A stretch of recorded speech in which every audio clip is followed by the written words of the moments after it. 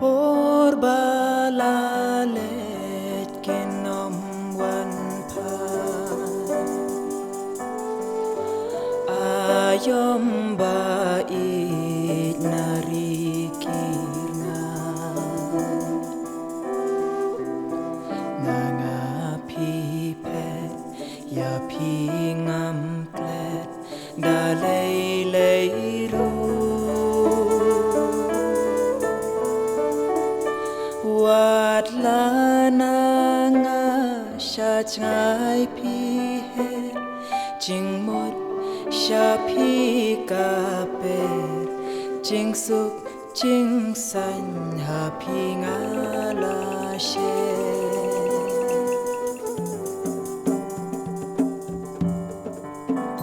sa shi sin her her nga da kwa ban long baru khenna ngan her biang sha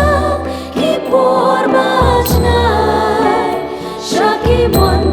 ka heri ma sa shi sin her her nga da kwa ban long baru khenna isai kuri